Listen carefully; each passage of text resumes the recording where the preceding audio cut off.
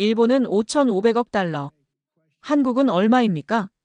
트럼프의 이 질문에 전 세계가 숨을 죽였습니다. 관세 협상 테이블에서 벌어진 충격적인 순간이었죠. 일본이 어마어마한 투자를 약속하며 미국에 굴복하는 모습을 본 직후였거든요. 이제 한국 차례였습니다. 모든 언론이 예측했어요. 한국도 결국 돈 봉투를 들고 나올 것이다. 하지만 한국의 답은 달랐습니다. 돈이 아닌 완전히 다른 카드를 꺼내든 거예요. 그 순간 협상장의 분위기가 완전히 뒤바뀌었습니다. 며칠 후 발표된 결과는 더욱 충격적이었어요. 일본보다 훨씬 유리한 조건을 받아낸 한국. 미국이 오히려 핵심 동반자라며 극찬하기 시작했습니다.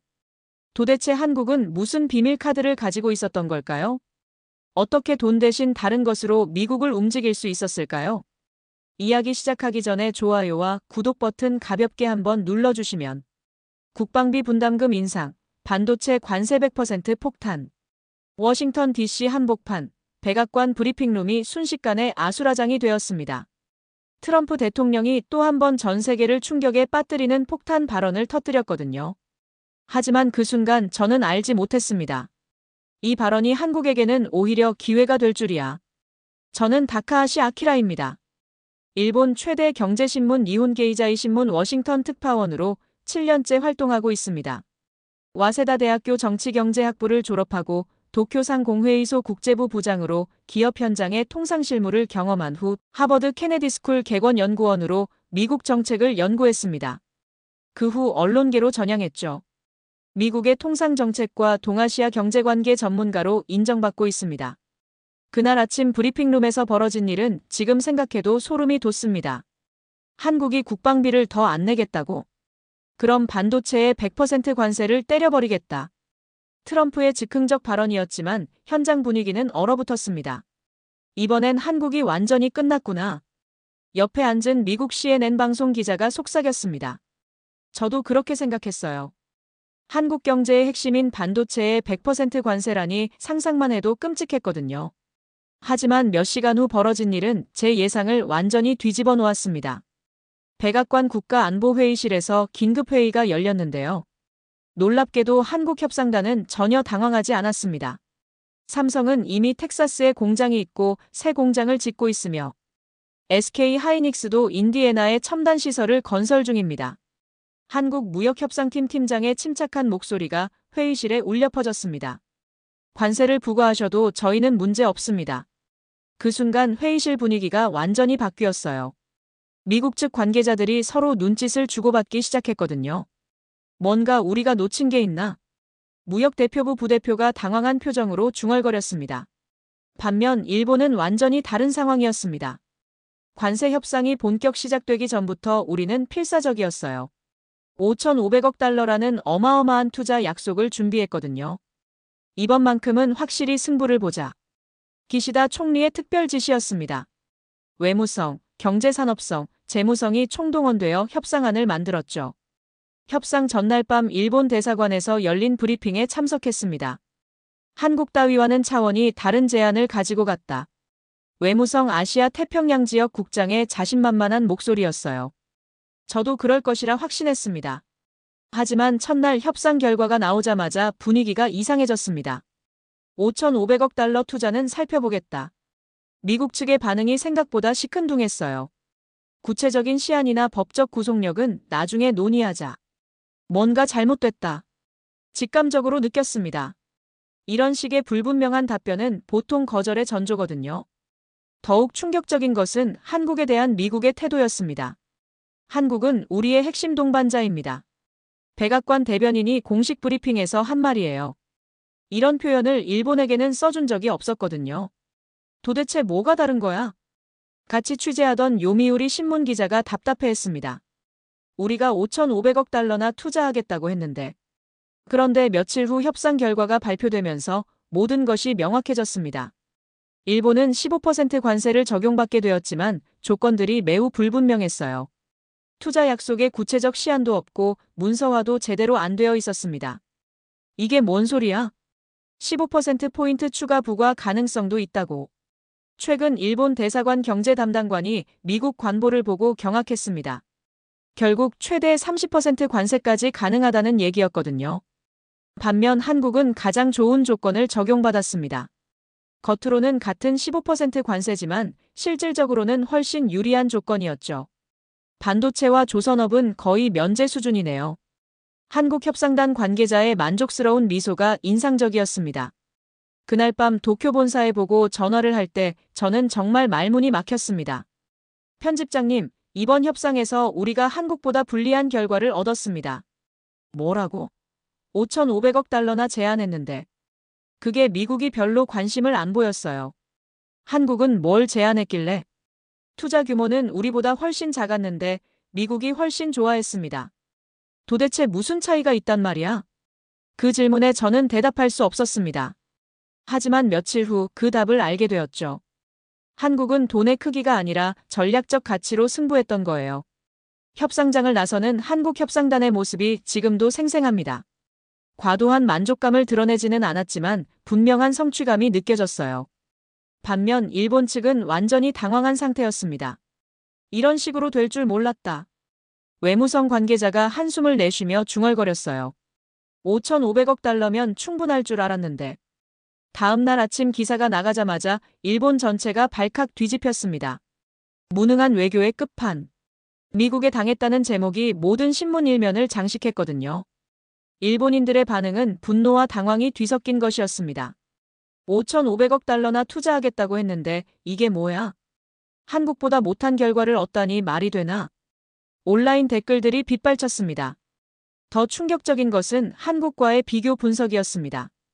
한국 협상 전략을 분석해보자는 기사들이 쏟아져 나왔어요. 심지어 한국 보고 배워라라는 여론까지 등장했습니다. 30년 경력의 선배 기자가 탄식했습니다. 일본이 한국으로부터 배워야 한다는 여론이 나오다니. 저는 이 모든 과정을 지켜보면서 깨달았습니다. 외교는 단순히 돈의 크기로 결정되는 게 아니라는 걸요. 미국이 진짜 원하는 것이 무엇인지 파악하는 능력이 더 중요했습니다. 한국이 보여준 협상 방식은 정말 다른 차원이었습니다. 큰 소리 치지 않으면서도 확실한 결과를 얻어냈거든요. 조용한 승부사라는 표현이 딱 맞았습니다. 과연 한국은 어떤 비밀 카드를 가지고 있었을까? 이 질문이 저를 계속 괴롭혔습니다. 그리고 앞으로 펼쳐질 반전들을 예상조차 못하고 있었죠. 해시태그 챕터 5장. 제가 가장 먼저 한 일은 미국 관보를 꼼꼼히 분석하는 것이었습니다. 그런데 읽으면 읽을수록 소름이 돋았어요. 일본이 받은 15% 관세 조건에 숨겨진 함정이 있었거든요. 이게 뭔 소리야? 같은 사무실에 있던 아사히 신문 기자가 제 어깨 너머로 보더니 경악했습니다. 최대 30% 관세까지 가능하다는 얘기잖아. 저는 급히 일본 대사관에 전화를 걸었습니다. 경제 담당관님, 관보 내용 확인하셨나요? 지금 막 봤는데 이런 조건이라고 협상 테이블에서 나오지 않았는데. 목소리에서 당황스러움이 그대로 느껴졌어요. 문제의 핵심은 15% 관세율의 해석에 있었습니다. 기존 관세가 15% 미만인 품목은 15%로 올리고 이미 15% 이상인 품목은 추가 관세 없이 기존 그대로 간다. 이게 일본의 해석이었거든요. 도쿄 외무성의 한 관계자가 저에게 설명했습니다. 우리는 15%가 상한선이라고 이해했어. 그래서 총리도 그렇게 발표한 거였지. 그의 목소리에서 당황스러움이 느껴졌어요. 하지만 미국의 공식 해석은 완전히 달랐습니다. 추가 관세 면제 대상을 유럽연합으로 한정하고 일본은 아예 제외해버린 거였어요. 상무부에서 나온 공식 해석서를 보고 저는 경악을 금치 못했습니다. 15%는 기존 관세에 추가로 부과되는 관세율. 이런 내용이 명시되어 있었거든요. 어떻게 이런 말도 안 되는 협상을 할 말이 없더군요. 한편 유럽연합은 완전히 다른 대우를 받고 있었습니다. 미국 유럽연합 자유무역협정 조항을 적용받아서 주요 품목들이 관세 면제였거든요. 그런데 한국 상황을 알아보고 나서는 더 절망적이었죠. 한국은 가장 좋은 조건을 적용받아서 15% 관세가 고정되어 있었을 뿐만 아니라 핵심 산업들은 거의 0% 수준이었거든요. 도대체 어떻게 이런 결과가 나올 수 있는 거지? 제 머릿속이 완전히 하얗게 됐습니다.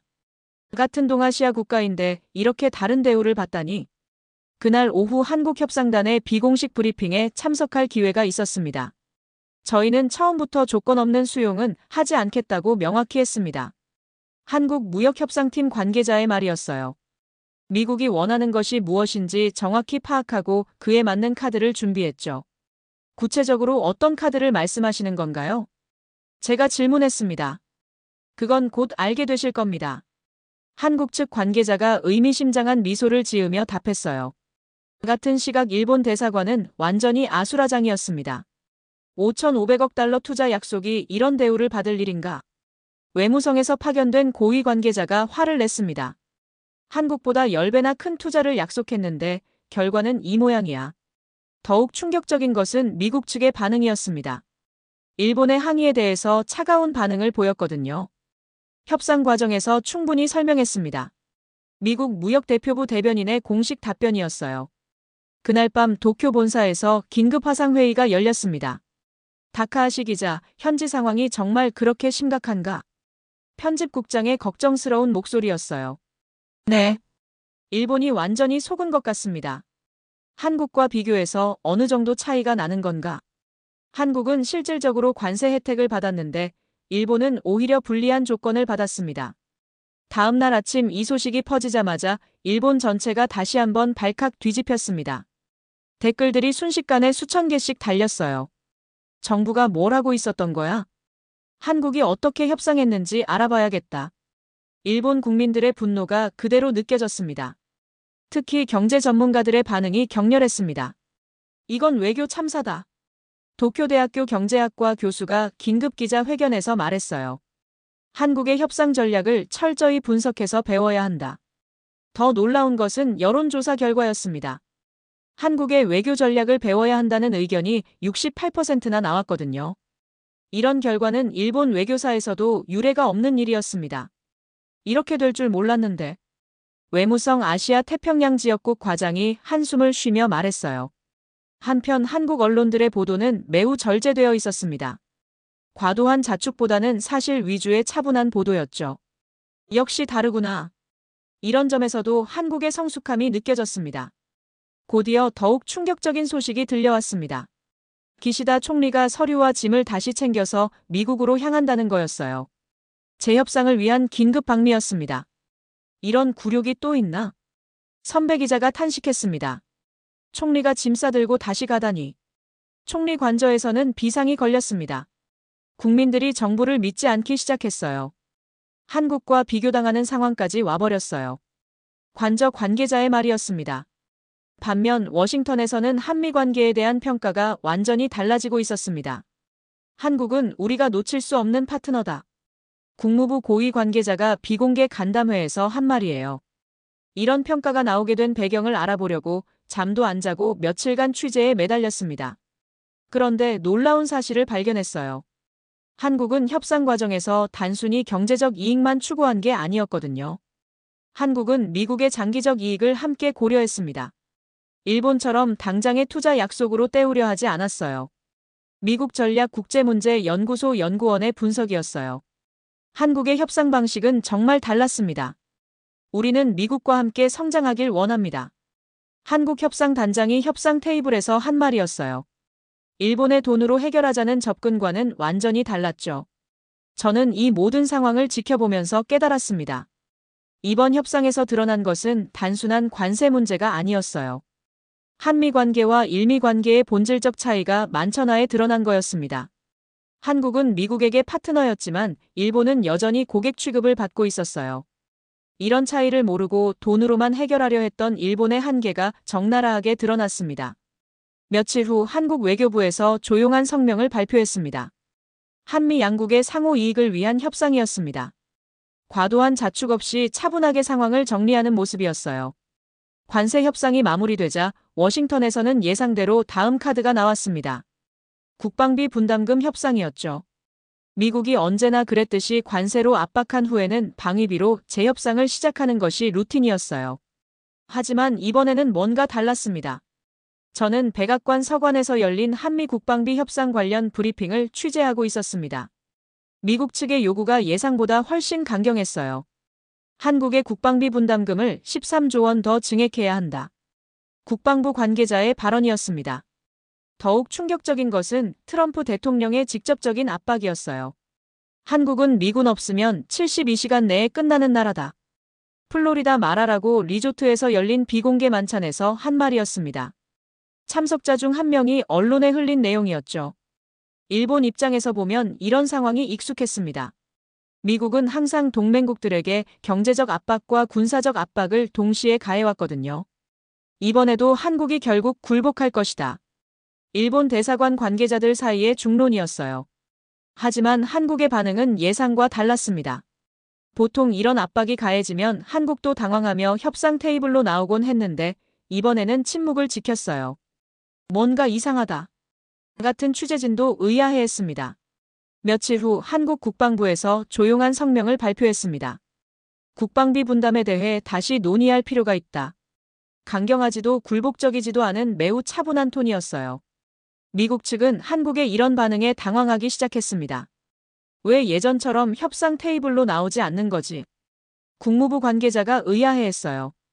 보통은 미국이 압박하면 한국이 먼저 양보안을 들고 나왔거든요. 며칠이 지나도 한국의 태도는 변하지 않았습니다. 오히려 더욱 차분해졌어요.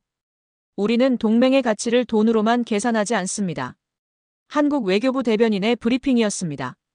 이런 상황이 계속되자 오히려 초조한 쪽은 트럼프가 되었죠. 한국이 왜 이렇게 버티는 거야? 백악관 관계자에게 짜증을 냈다는 소식이 들려왔어요. 평소 같으면 벌써 협상이 시작되었을 텐데 말이죠. 그러던 중 결정적인 순간이 왔습니다. 플로리다 집회에서 트럼프가 즉흥적으로 거대한 폭탄을 던져버린 거예요. 모든 반도체에 100% 관세를 부과하겠다. 현장이 순식간에 아수라장이 되었습니다. 저는 그 순간을 생중계로 지켜보면서 경악했습니다. 국방비 협상이 막히자 즉흥적으로 경제 카드를 꺼낸 거였어요. 이건 너무 과격한데. 옆에 있던 CNN 기자도 당황했습니다. 반도체 100% 관세라는 것은 특히 한국 경제의 치명타가 될 수 있는 폭탄 선언이었습니다. 삼성전자와 SK 하이닉스가 한국 수출의 핵심 기업들이었거든요. 이번엔 한국이 완전히 항복할 수밖에 없겠다. 일본 대사관에서는 안도의 한숨이 나왔어요. 하지만 몇 시간 후 워싱턴의 분위기를 살펴보니 뭔가 이상했습니다. 백악관이나 국무부에서 예상보다 침착했어요. 보통 트럼프의 폭탄 발언 이후에는 관계 부처들이 뒤수습에 바빴는데 이번엔 달랐습니다. 왜 아무도 당황하지 않는 거지? 월스트리트 저널 기자가 의아해했어요. 분명 한국을 겨냥한 강력한 압박이었는데 반응이 이상했습니다. 더욱 놀라운 것은 한국 측의 반응이었습니다. 보통 이런 상황이면 한국 대사관이 비상이 걸려야 정상인데 오히려 차분했어요. 차분히 상황을 지켜보고 있습니다. 한국 대사관 관계자의 말이었습니다. 그날 밤 CNN에서 긴급 토론이 열렸습니다. 삼성과 SK 하이닉스가 직격탄을 맞을 것이다. 대부분의 전문가들이 한국의 위기를 예측했어요. 저도 그럴 것이라 생각했습니다. 하지만 곧이어 왜 참모진들이 침묵했는지 그 이유를 완전히 알 수 있었죠. 오히려 삼성전자와 SK 하이닉스의 주가가 오히려 상승하기 시작한 거예요. 삼성전자는 이미 텍사스 테일러시에 170억 달러 규모의 반도체 공장을 짓고 있었고 곧 가동 예정이었거든요. 더욱 놀라운 것은 SK 하이닉스였습니다. 인디애나주에 37억 달러 규모의 첨단 패키징 공장을 건설 중이었어요. 게다가 삼성은 텍사스 오스틴의 기존 공장도 운영하고 있었습니다. 이게 우연의 일치일까? 의문이 들기 시작했습니다. 한국이 미리 이런 상황을 예상하고 준비했던 건 아닐까요? 미국 업계 관계자들을 만나보니 더욱 놀라운 사실들이 드러났습니다. 한국 기업들이 몇 년 전부터 미국 투자를 대폭 늘려왔어요. 반도체 업계 분석가의 설명이었습니다. 마치 이런 상황을 미리 대비한 것 같더라고요. 실제로 계산해보니 그랬습니다.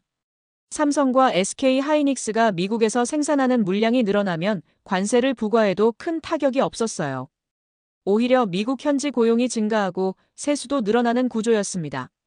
이걸 한국이 미리 계산했던 건가? 저는 점점 더 놀라기 시작했습니다.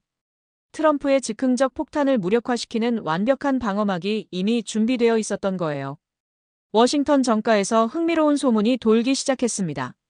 한국의 미국 투자 규모가 생각보다 훨씬 크다. 국무부 관계자의 말이었어요. 관세를 부과해봐야 실질적 효과가 없을 것 같다. 결국 트럼프의 반도체 100% 관세 폭탄은 한국에게 위기가 아니라 기회가 되었습니다. 미국 현지 투자를 통해 이미 준비된 기업들에게는 오히려 경쟁 우위를 확보할 기회였거든요. 이런 결과를 누가 예상했겠어? CNN 경제 전문가가 감탄했습니다. 국방비로 압박하다가 오히려 한국의 전략적 우위만 부각시켰네요. 며칠 후 한국산업통상자원부에서 조용한 브리핑이 있었습니다. 우리 기업들의 미국 투자는 장기적 전략의 일환입니다. 정말 침착한 반응이었어요. 위기를 기회로 바꾸는 모습이 인상적이었습니다. 이 모든 과정을 지켜보면서 저는 깨달았습니다. 진정한 외교력이란 위기가 닥쳤을 때 당황하지 않고 미리 준비된 카드를 꺼내는 것이라는 걸요. 한국이 보여준 것은 바로 그런 전략적 사고였습니다. 트럼프의 반도체 관세 폭탄이 무력화된 지 며칠 후 저는 워싱턴에서 더욱 놀라운 사실들을 발견하기 시작했습니다.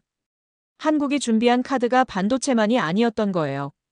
조선업과 액화천 연가스 사업을 연결한 거대한 전략이 숨어 있었습니다. 이건 정말 차원이 다른 접근이었어요. 미국 에너지부에서 열린 액화천 연가스 수출 확대 관련 세미나에 참석했을 때였습니다. 발표자가 흥미로운 데이터를 제시했어요. 2028년부터 국제회사기구의 친환경 규제가 본격 시행됩니다. 전 세계 10만 척의 상선 중 액화천 연가스 추진선으로 교체 완료된 것은 겨우 2,000척, 2%에 불과했습니다. 이게 한국과 무슨 관련이 있지? 처음에는 이해하지 못했습니다. 하지만 곧 깨달았어요. 남은 98%가 모두 교체되어야 한다는 뜻이었거든요. 세미나 후 조선업계 전문가와 대화를 나눴습니다. 액화천 연가스선 건조 시장에서 한국의 점유율이 어느 정도인가요? 현대중공업, 삼성중공업, 대우조선해양을 합쳐서 70% 이상이에요. 클락스 리서치 데이터를 인용한 설명이었습니다. 그 순간 소름이 돋았습니다. 10만 척의 선박 교체 수요 중 70%를 한국이 가져갈 수 있다는 얘기였거든요. 대략 계산해도 수백조 원 규모의 시장이었어요. 더욱 놀라운 것은 미국과의 연결고리였습니다. 미국이 액화천 연가스 수출을 확대하려면 액화천 연가스 운반선이 필요했는데 이 배들을 한국이 만들고 있었던 거예요. 완벽한 윈윈구나. 감탄할 수밖에 없었습니다. 며칠 후 텍사스주 휴스턴에서 열린 액화천 연가스 산업 컨퍼런스에 참석했습니다. 그곳에서 마스터 프로젝트에 대한 발표를 들었어요. 미국 내 조선소 건설과 인력 양성을 지원하는 프로젝트였는데 한국 기업들이 주도하고 있었습니다. 한국이 미국 조선업에 본격 진출한다고요? 제가 질문했습니다. 네. 한화오션이 필라델피아 조선소를 인수했고 다른 조선업체들도 진출을 검토하고 있어요. 현대중공업도 눈여겨보고 있다고 하더라고요. 미국 업계 관계자의 답변이었습니다. 이건 정말 깜짝 놀랄 전략이었습니다. 한국이 단순히 배를 수출하는 게 아니라 미국 내에서 그 기술을 뿌리내리겠다는 거였거든요. 더 나아가 고용 창출까지 함께 가져가는 패키지 딜이었습니다. 한편 가장 좋은 조건의 위력도 점점 드러나고 있었습니다. 한국은 15% 관세가 고정되어 있었을 뿐만 아니라 반도체와 조선업 관련 부품들은 거의 0% 수준의 혜택을 받고 있었어요. 특히 삼성전자의 경우가 인상적이었습니다. 미국 현지 생산부는 당연히 관세 0%였고 한국에서 수입하는 부분도 가장 좋은 조건 적용으로 최소 관세만 부담하면 되었습니다. 이런 조건을 어떻게 받아낸 거지? 일본 입장에서는 정말 부러울 수밖에 없었어요. 일본 대사관에서 긴급 보고서를 작성하고 있다는 소식이 들려왔습니다. 한국의 3중 전략을 분석하라. 도쿄 본부의 지시였어요. 반도체, 조선업, 액화천 연가스 사업이 어떻게 연결되어 있는지 파악하라는 거였습니다. 저도 본격적인 분석에 나섰습니다. 며칠간 자료를 수집하고 전문가들을 만나보니 놀라운 그림이 그려졌어요. 한국이 준비한 것은 단순한 산업 전략이 아니라 미국과의 장기적 파트너십이었습니다. 먼저 에너지 안보 측면에서 보면 미국은 액화천 연가스 수출 확대를 원했고 한국은 이를 운반할 선박을 제공했습니다. 기술 혁신 측면에서는 반도체 협력이 있었고 제조업 측면에서는 조선업 협력이 있었어요. 이 모든 것이 우연일까? 점점 더 의심스러워졌습니다.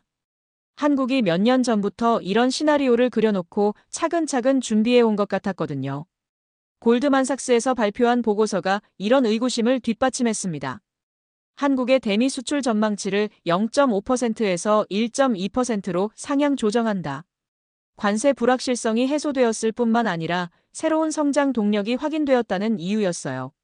JP모건의 분석도 비슷했습니다. 한국은 미국의 에너지 전략에 없어서는 안 될 파트너가 되었다. 액화천 연가스선 건조와 운반 그리고 관련 인프라 투자까지 패키지로 제공하는 나라가 한국뿐이었거든요. 일주일 후 백악관에서 흥미로운 움직임이 포착되었습니다. 국가안보회의에서 한국을 핵심 전략 파트너로 재분류했다는 소식이었어요. 단순한 동맹국이 아니라 미국의 국익에 직접적으로 기여하는 파트너로 본다는 의미였습니다. 이런 평가를 받는 나라가 몇 개나 될까? 미국 전략국제문제연구소 연구원에게 물어봤습니다. 영국, 캐나다 정도. 아시아에서는 한국이 유일해요. 정말 놀라운 위상 변화였습니다. 한국 조선업계의 주가도 급등하기 시작했습니다. 현대중공업, 삼성중공업, 대우조선해양 모두 연일 상한가를 기록했어요. 10년 만에 호황이 올 것 같다. 조선업계 분석가들의 분석이었습니다. 특히 액화천 연가스선 수주 잔량이 급격히 늘어났습니다. 2028년 국제해사기구 규제 시행을 앞두고 선주들이 앞다투어 주문을 넣기 시작한 거예요. 한국 조선소들이 3년치 물량을 미리 챙겼다. 업계 소식통의 말이었습니다. 일본 조선업계는 완전히 다른 상황이었습니다. 미쓰비시 중공업이나 가와사키 중공업은 액화천 연가스선 기술에서 한국에 뒤처져 있었어요. 기술 격차가 이렇게 벌어질 줄 몰랐다. 일본 조선업 관계자가 한탄했습니다. 더욱 충격적인 것은 미국의 반응이었습니다. 한국과의 협력을 확대하겠다. 에너지부 장관이 공식 발표했어요. 액화천 연가스 인프라 건설부터 친환경 선박기술 개발까지 전방위적 협력을 추진한다는 내용이었습니다. 이런 상황을 종합해보니 한국의 전략이 얼마나 치밀했는지 알 수 있었습니다. 반도체로 관세 압박을 무력화하고 조선업으로 미국의 에너지 전략의 필수적인 파트너가 되고 액화천 연가스 사업으로 장기적 윈윈을 만든 거였어요. 이게 바로 삼중카드구나. 저는 감탄할 수밖에 없었습니다. 기술, 산업, 외교가 완벽하게 조화를 이룬 전략이었거든요. 며칠 후 한국산업통상자원부에서 조용한 브리핑이 있었습니다. 우리의 목표는 미국과 함께 성장하는 것입니다. 정말 겸손한 표현이었지만 그 안에 담긴 전략적 깊이는 엄청났어요. 일본으로서는 정말 뼈아픈 교훈이었습니다. 돈으로만 해결하려던 일본과 달리 한국은 상호 이익이 되는 구조를 만들어낸 거였어요. 이런 차이가 결과의 차이를 만들어낸 것 같았습니다. 한국의 삼중 전략이 드러나고 워싱턴에서 결정적인 발표가 나왔습니다. 백악관 국가안보회의에서 한국을 공식적으로 핵심 동반자로 재분류한다는 소식이었어요. 이건 단순한 수사가 아니라 실질적인 정책 변화를 의미했습니다. 일본 입장에서는 정말 충격적인 소식이었죠. 저는 그날 오후 국무부에서 열린 브리핑에 참석했습니다. 대변인이 발표한 내용은 더욱 놀라웠어요. 주요 기업들에 대해 관세 특별 혜택을 적용한다. 구체적으로 어떤 혜택인가요? 한 기자가 질문했습니다. 미국 내 생산 기반을 갖춘 기업들은 관세 0%를 적용받습니다. 이미 준비된 기업들에게는 완전 면제라는 뜻이었어요. 그 순간 저는 소름이 돋았습니다. 한국 기업들이 몇 년 전부터 미국 투자를 늘려온 것이 바로 이런 상황을 대비한 거였구나 싶었거든요. 정말 치밀한 준비였습니다. 삼성전자의 경우가 가장 인상적이었습니다. 텍사스 오스틴 기존 공장과 테일러시 신규 공장까지 합치면 미국 내 생산 능력이 상당한 수준이었어요. 170억 달러를 투자한 테일러시 공장도 곧 본격 가동되면 그 영향력이 어마어마해질 겁니다. SK 하이닉스도 마찬가지였습니다. 인디애나주 첨단 패키징 공장에 37억 달러를 투자했는데 이제 그 진가가 발휘되는 순간이었어요. 미리 준비한 자만이 웃는다는 말이 딱 맞는 상황이었습니다. 현대자동차도 놀라운 준비를 하고 있었습니다. 엘라베마주 몽고메리 공장에서 이미 수십만 대를 생산하고 있었고 조지아주에는 전기차 전용 공장을 건설 중이었어요. 관세 0% 혜택을 받을 수 있는 완벽한 조건이었습니다. 반면 일본 기업들의 상황은 어땠을까요? 도요타나 혼다도 미국에 공장이 있긴 했지만 한국 기업들만큼 최근 투자를 늘리지는 않았어요. 특히 반도체 분야에서는 한국에 비해 현지 생산 기반이 약했습니다. 주력으로 내밀 수 있는 카드도 없었죠. 일본 대사관에서는 비상이 걸렸습니다. 왜 우리는 이런 혜택을 못 받는 거야? 경제 담당관이 화를 냈어요. 5,500억 달러 투자 약속에도 불구하고 실질적 혜택은 한국이 더 많이 받게 된 상황이었습니다. 며칠 후 골드만삭스에서 발표한 보고서가 이런 현실을 확인해줬습니다. 한국 국내 총생산 GDP 성장률 전망을 0.7%에서 1.2%로 상향 조정한다. 관세 불확실성 해소와 새로운 성장 동력 챙기기가 주된 이유였어요. JP모건의 분석도 비슷했습니다. 한국은 미국의 핵심 산업 파트너로 자리 잡았다. 반도체, 전기차, 조선업에서 미국이 필요로 하는 모든 것을 제공할 수 있는 나라가 한국이었거든요. 특히 인상적이었던 것은 조선업과 반도체의 동시 수혜 구조였습니다. 한국은 반도체로 첨단 기술 분야를 장악하고 조선업으로 에너지 인프라를 책임지는 투트랙 전략을 구사했어요. 이런 포트폴리오를 가진 나라가 또 있을까? 미국 전략국제문제연구소 연구원의 감탄이었습니다. 한국 기업들의 주가는 연일 상승했습니다. 관세 리스크가 완전히 사라졌다. 증권가의 일반적인 평가였습니다. 더욱 놀라운 것은 미국 현지에서의 반응이었습니다. 텍사스 주지사가 삼성 공장을 직접 방문해서 감사 인사를 전했어요.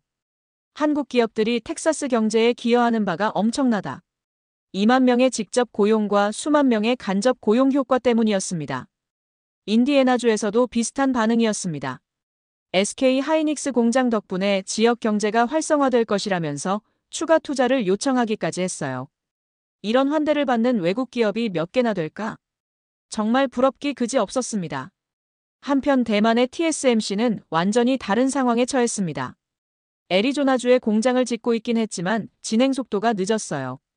한국 기업들이 이미 생산을 시작한 상황에서 TSMC는 아직 건설 단계였습니다. 왜 우리는 이렇게 늦었을까? 대만 언론들이 한국과의 비교 분석을 쏟아내기 시작했어요. 타이완 세미컨덕터 매뉴팩처링의 주가도 한동안 하락세를 보였습니다. 일본 기업들도 마찬가지였습니다. 소니나 도시바 같은 반도체 기업들은 미국 현지 생산 기반이 약했어요.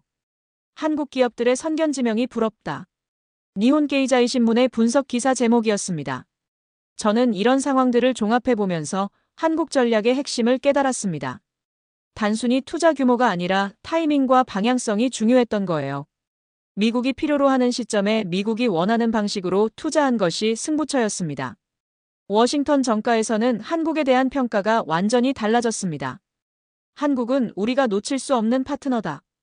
국방부 고위 관계자의 말이었어요. 경제적 이익뿐만 아니라 전략적 가치까지 인정받게 된 거였습니다. 특히 중국 견제 차원에서 한국의 가치가 다시 평가되고 있었습니다. 중국에 의존하지 않고도 공급망을 만들 수 있는 나라가 한국이다. 상원 군사위원회 관계자의 발언이었어요. 관세 압박을 기회로 바꾸고 위기를 성장 동력으로 전환시킨 한국의 협상. 저는 감탄할 수밖에 없었습니다. 일본으로서는 정말 뼈아픈 교훈이었습니다.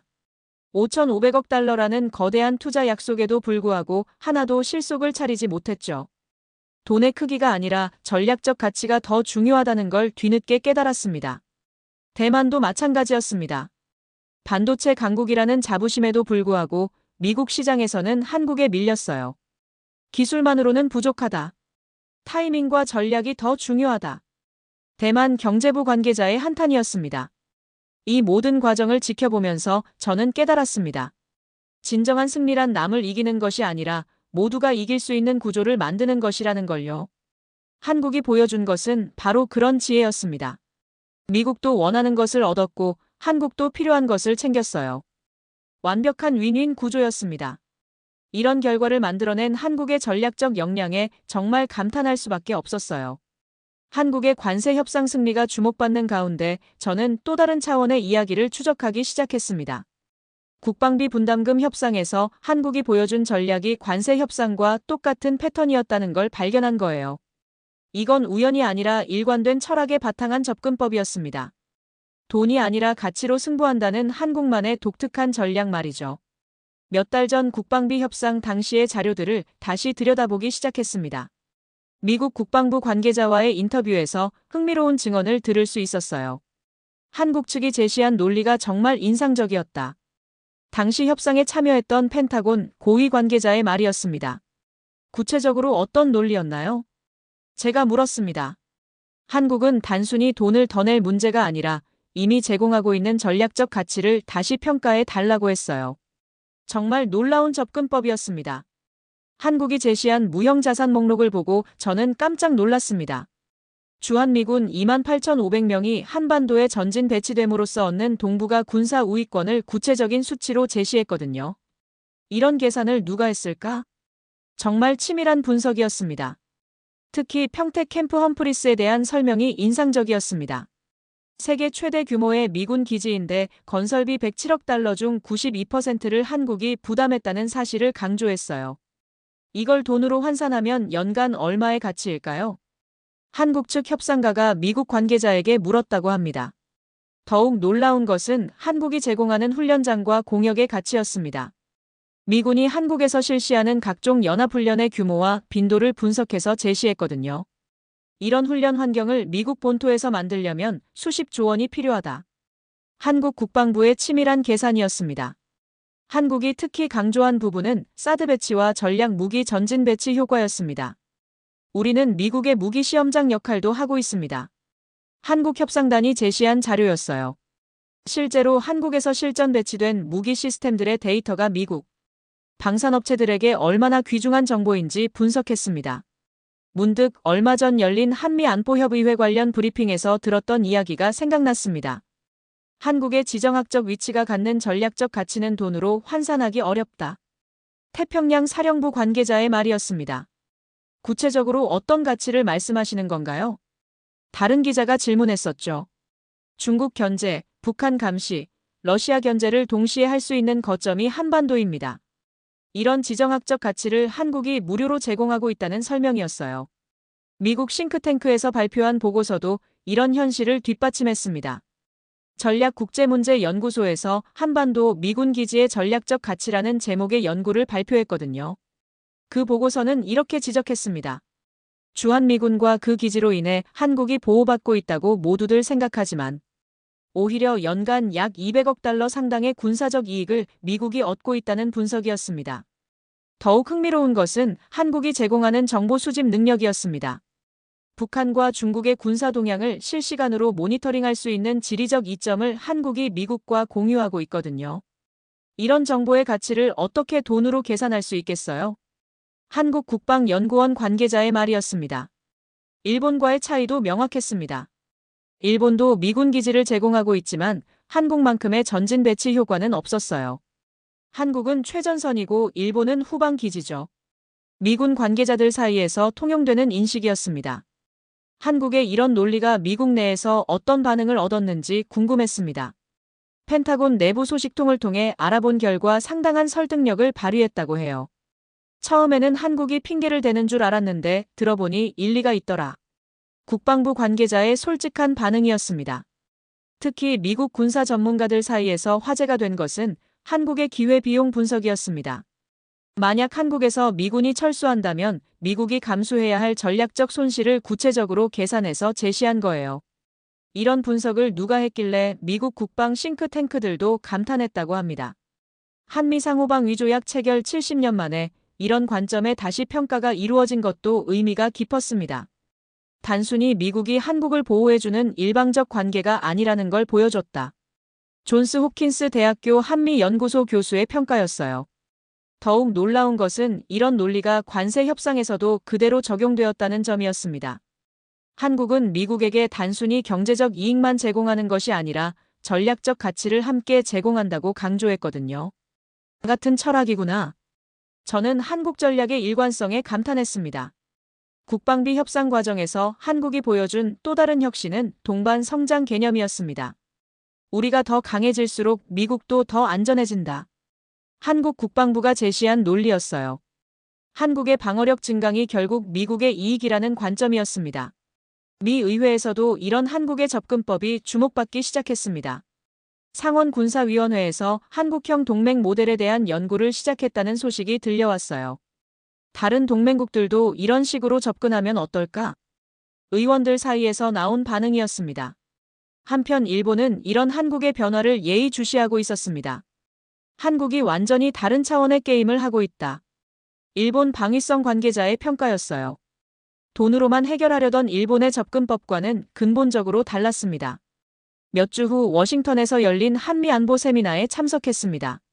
그곳에서 한국 국방장관의 발언을 직접 들을 수 있었어요. 우리는 미국의 단순한 고객이 아니라 핵심 동반자입니다. 정말 자신감 넘치는 발언이었습니다. 미국 국방장관의 답변도 인상적이었습니다. 한국과의 동맹은 21세기형 파트너십의 모범 사례가 되고 있다. 이런 평가가 나올 줄 누가 예상했겠어요? 이 모든 과정을 지켜보면서 저는 깨달았습니다. 한국이 보여준 것은 단순한 협상 기술이 아니라 동맹 관계에 대한 근본적 재정이었어요. 우리는 보호받는 존재가 아니라 함께 성장하는 파트너다. 이런 철학이 관세 협상에서도 그대로 적용된 거였습니다. 결국 한국의 국방비 협상 전략과 관세 협상 전략은 같은 뿌리에서 나온 것이었습니다. 돈이 아니라 가치로, 일방적 의존이 아니라 상호 이익으로 접근하는 한국만의 독특한 외교 철학이었어요. 이런 일관성이 미국으로 하여금 한국을 단순한 동맹국이 아닌 핵심 동반자로 인식하게 만든 핵심 요인이었습니다. 한국의 관세 협상 성공 이후 한 주가 지나면서 저는 워싱턴 전체의 분위기가 완전히 바뀐 것을 목격했습니다. 각국 대사관들이 한국의 협상 전략을 분석하기 위해 혈안이 되어 있었거든요. 특히 충격적이었던 것은 미국 주요 언론들이 한국을 협상의 교과서로 평가하기 시작한 것이었습니다. 이런 변화를 지켜보면서 저는 정말 믿기 어려운 순간을 맞고 있다고 느꼈어요. 가장 먼저 주목받은 것은 워싱턴 포스트의 분석 기사였습니다. 한국 외교 전략적 침묵이 최고의 무기라는 제목의 기사가 일면에 실렸어요. 기사를 쓴 데이비드 이그나티우스 칼럼니스트는 한국의 협상 방식을 세세히 분석했습니다. 한국은 큰 소리치지 않으면서도 확실한 결과를 얻어냈다. 칼럼의 핵심 내용이었어요. 특히 일본의 5,500억 달러 투자 발표와 대비되는 한국의 조용한 접근법을 높이 평가했습니다. 며칠 후 CNN에서도 특집 프로그램을 방송했습니다. 한국의 관세 협상은 타국이 벤치마크할 사례라는 평가가 나왔어요. 크리스티안 아만푸르 앵커가 직접 진행한 프로그램이었는데 한국 협상 단장과의 단독 인터뷰도 포함되어 있었습니다. 어떻게 이런 결과를 만들어낼 수 있었나요? 아만푸르 앵커의 질문이었습니다. 우리는 처음부터 윈윈 구조를 염두에 두고 접근했습니다. 한국 측의 답변이 정말 인상적이었어요. BBC도 마찬가지였습니다. 런던 본사에서 제작한 다큐멘터리 한국의 외교 혁신이 전 세계에 방송되었거든요. 투자 기반을 미리 챙긴 점이 현명했다는 분석이 특히 주목받았습니다. 유럽에서의 반응도 놀라웠습니다. 프랑스 르몽드 신문이 한국식 협상법에 대한 특집 기사를 연재하기 시작했어요. 독일 프랑크푸르터 알게마인의 차이퉁도 작은 강국의 지혜라는 제목으로 한국을 분석했습니다. 가장 충격적이었던 것은 일본 언론들의 반응이었습니다. 니혼 게이자이 신문이 한국에게 배우는 협상의 기술이라는 연재를 시작한 거예요. 우리가 놓친 것이 무엇인지 철저히 분석해야 한다. 편집국장의 서문이었습니다. 요미우리 신문도 마찬가지였습니다. 한국 외교부 문서 분석 프로젝트를 시작한다고 발표했어요. 한국이 어떤 논리와 전략으로 협상에 임했는지 파악하겠다는 의도였습니다. 일본 외무성에서는 더욱 적극적인 움직임을 보였습니다. 한국의 통상 협상 관련 공개 문서들을 수집해서 분석하기 시작했거든요. 한국의 협상 매뉴얼을 만들어야 한다. 외무성 통상국 관계자의 말이었습니다. 유럽연합 외교라인도 비슷한 움직임을 보였습니다. 브뤼셀에 있는 유럽연합 대외관계청에서 한국 모델 연구팀을 구성했다는 소식이 들려왔어요. 중견국 외교의 새로운 패러다임이라는 평가였습니다. 특히 인상적이었던 것은 영국의 반응이었습니다. 브렉시트 이후 새로운 통상 전략을 모색하던 영국이 한국의 사례에 주목하기 시작한 거예요. 한국처럼 작지만 강한 나라의 전략을 배워야 한다. 영국 외무부 관계자의 발언이었습니다. 호주에서도 비슷한 움직임이 있었습니다. 캔버라에 있는 호주 국립대학교에서 한국 외교전략연구센터를 신설한다고 발표했어요. 중국과 미국 사이에서 균형을 잡는 한국의 지혜를 배우고 싶다. 연구센터장의 설명이었습니다. 가장 놀라운 것은 싱가포르의 반응이었습니다. 리셴룽 총리가 직접 한국 대사를 만나서 협상 전략에 대해 문의했다는 소식이 들려왔거든요. 작은 나라가 큰 나라와 협상하는 방법을 배우고 싶다. 총리의 관심사였습니다. 학계에서도 한국에 대한 관심이 폭발했습니다. 하버드 대학교 케네디 스쿨에서 한국 외교 사례 연구를 커리큘럼에 포함시킨다고 발표했어요. 21세기 외교의 새로운 모델이라는 평가였습니다. 옥스퍼드 대학교에서도 비슷한 움직임이 있었습니다.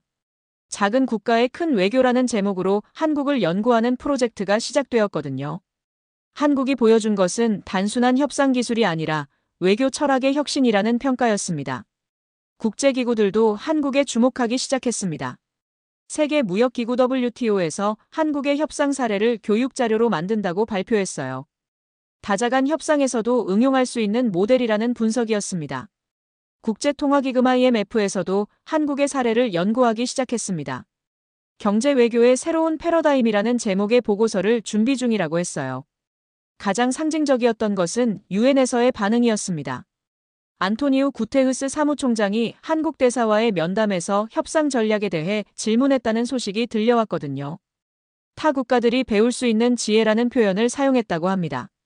저는 이런 변화들을 지켜보면서 정말 감격스러웠습니다. 불과 몇 달 전까지만 해도 한국은 미국의 압박에 어떻게 대응할지 고민하던 나라였는데 이제는 전 세계가 배우려는 모델이 되었거든요.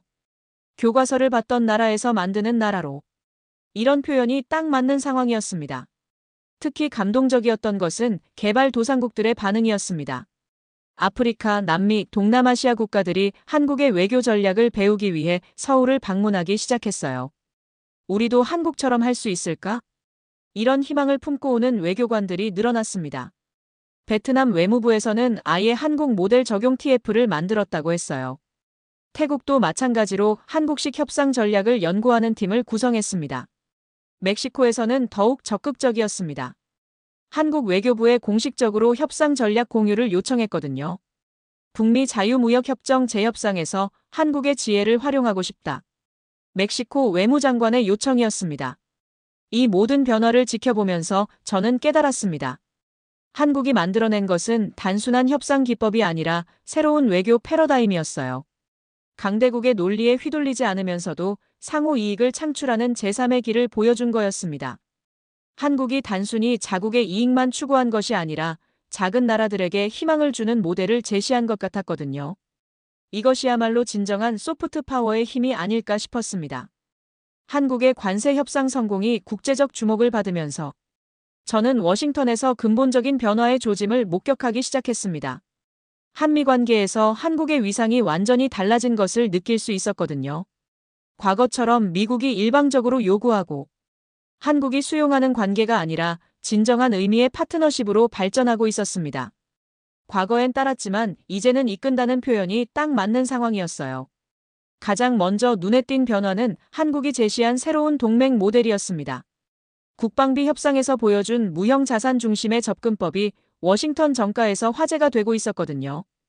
돈이 아니라 가치로 평가한다는 한국의 철학이 다른 동맹국들에게도 영향을 미치기 시작했습니다. 국무부에서 열린 동맹정책 세미나에 참석했을 때의 일이 인상적이었습니다. 한국 모델을 다른 지역에도 적용할 수 있을까? 정책 담당자가 진지하게 질문하더군요. 한국의 협상 방식이 이제 미국 외교 정책에 참고 사례가 되고 있었습니다. 구체적으로 어떤 부분을 말씀하시는 건가요? 다른 참석자가 물었습니다. 군사협력과 경제협력을 통합적으로 접근하는 방식이요.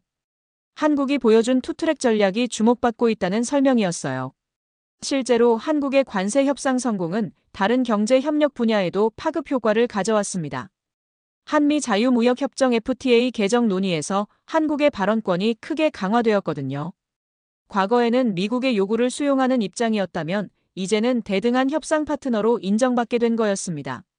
특히 인상적이었던 것은 첨단 기술 협력 분야였습니다.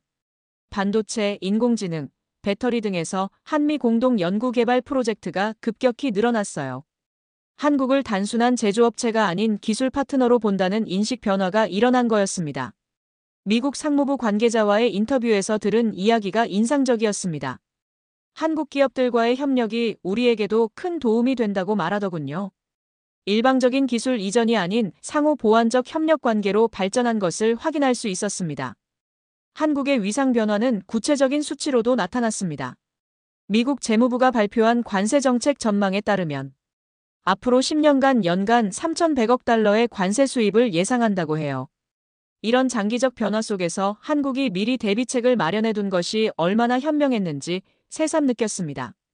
한국의 선견지명이 정말 놀랍다는 평가가 월스트리트에서도 나왔어요. 투자은행들이 한국을 관세 리스크가 없는 안전한 투자처로 다시 평가하기 시작한 거였습니다. 하지만 모든 국가가 한국의 성공을 달가워하는 것은 아니었습니다. 중국에서는 한미 밀착에 대해 지속적으로 우려를 표명하고 있었거든요. 중국 외교부가 발표한 성명에서 지역 안정에 미치는 영향을 우려한다고 밝힌 바 있었습니다. 중국의 견제는 더욱 구체적인 형태로 나타나기 시작했습니다. 한국 기업들의 중국 진출에 대해 각종 행정적 규제를 강화하는 움직임을 보였어요. 하지만 한국 정부는 이런 압박에도 굴복하지 않고 원칙적인 대응을 보여줬습니다. 우리는 특정 국가를 겨냥한 정책을 추진하지 않는다는 한국 외교부의 일관된 입장이 오히려 국제사회의 지지를 받았어요. 성숙한 외교적 대응이 한국의 신뢰도를 더욱 높였습니다. 일본의 불만도 계속되고 있었습니다. 니혼케이자이 신문에서 한국 편향 정책이라는 사설을 게재하는 등 비판적 시각을 보였거든요. 5,500억 달러 투자 약속에도 불구하고 한국만큼의 성과를 거두지 못한 것에 대한 아쉬움이 컸습니다. 우리도 한국처럼 접근했어야 했다는 반성의 목소리가 일본 정부 내부에서 나오기 시작했어요. 외무성에서는 한국의 협상 전략을 분석하는 태스크포스까지 만들었다고 합니다. 하지만 이런 견제와 비판 자체가 한국의 위상 변화를 방증하는 것이기도 했습니다. 과거에는 한국이 어떤 성과를 거두든 크게 주목받지 못했는데 이제는 모든 움직임이 국제적 관심사가 되었거든요. 워싱턴에서는 한국에 대한 평가가 계속 높아지고 있었습니다. 21세기형 동맹의 모범 사례라는 표현이 공식 문서에서도 자주 등장하기 시작했어요. 국무장관이 공개석상에서 한국을 놓칠 수 없는 핵심 파트너라고 언급한 것도 상징적이었습니다. 특히 인상적이었던 것은 한국이 제시한 통합적 접근법이었습니다. 군사협력과 경제협력을 분리해서 생각하는 기존 방식에서 벗어나 두 영역을 유기적으로 연결한 전략이 주목받았거든요. 이런 발상의 전환이 성공의 열쇠였다는 분석이 나왔습니다. 한국의 영향력은 다른 지역으로도 확산되고 있었습니다. 유럽연합에서 한국 모델을 연구하는 프로젝트를 시작했다는 소식이 들려왔어요. 중견국이 어떻게 큰 영향력을 발휘할 수 있는지 보여준 사례라는 평가였습니다. 나토에서도 한국의 사례에 관심을 보이기 시작했습니다. 동맹관계의 새로운 패러다임이라며 연구 가치가 있다고 평가했어요. 한국이 제시한 모델이 서구 동맹 체계에도 시사점을 준다는 인식이었습니다. 가장 감동적이었던 것은 개발도상국들의 반응이었습니다. 한국을 보면 희망이 생긴다는 말을 여러 나라 외교관들에게서 들었어요. 작은 나라도 충분히 큰 역할을 할 수 있다는 것을 한국이 증명해 보였다는 거였습니다. 동남아시아 국가들도 한국의 전략을 배우려는 움직임을 보였습니다. 아세안 사무총장이 서울을 방문해서 협력 방안을 논의한 것도 그런 맥락이었어요. 한국의 지혜를 우리도 활용하고 싶다는 요청이었습니다. 한국 외교부에서는 이런 국제적 관심에 대해 겸손하게 대응하고 있었습니다. 우리가 특별한 것을 한 게 아니라 상식적인 접근을 했을 뿐이라는 입장을 보였어요. 이런 겸손한 태도가 오히려 한국에 대한 신뢰를 더욱 높였습니다. 새로운 동맹의 시대라는 주제로 열린 국제포럼에 전 세계에서 외교관들이 몰려왔어요. 한국 대표의 기조연설이 특히 인상적이었습니다. 우리가 추구한 것은 일방적 의존이 아닌 상호 번영이었다고 말하더군요. 이런 철학이 성공의 비결이었다는 설명이었습니다. 동맹이란 주고받는 관계가 아니라 함께 만들어가는 관계라는 표현도 기억에 남았어요. 이런 철학적 접근이 한국 외교의 차별화 요소였던 것 같습니다. 저는 이 모든 변화를 지켜보면서 정말 감격스러웠습니다. 한국이 단순한 협상 기법의 승리가 아니라 외교 철학의 혁신을 이뤄낸 것 같았거든요. 강자와 약자의 관계를 넘어서 진정한 파트너십을 구현한 모델이었습니다. 앞으로의 한미 관계는 어떻게 발전할까요? 한국이 보여준 새로운 길이 표준이 될 것 같았습니다. 과거의 SMA 방식을 넘어서 진정한 K동맹의 시대가 열린 것 같은 느낌이었어요. 일본 기자로서 저는 한국의 성공에 진심으로 감탄하지 않을 수 없었습니다. 한국이 보여준 것은 단순한 외교적 성취가 아니라 새로운 가능성의 제시였거든요. 작은 나라도 세상을 바꿀 수 있다는 희망을 전 세계에 전해준 것입니다. 한국이 보여준 것은 단순한 협상의 승리가 아니었어요. 돈이 아닌 가치로, 의존이 아닌 파트너십으로 접근한 완전히 새로운 외교 철학이었습니다.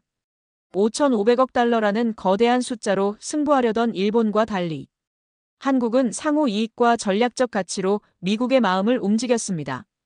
그 결과 한국은 관세 혜택뿐만 아니라 진정한 핵심 동반자로 인정받게 되었죠. 크기가 아닌 지혜로, 힘이 아닌 전략으로 세상을 바꿀 수 있다는 것을 증명한 오늘의 사연을 함께 해주셔서 감사합니다. 여러분의 좋아요와 구독은 가장 큰 응원이 됩니다. 지금 어디에서 이 영상을 시청하고 계신지 아래 댓글에 나눠주세요.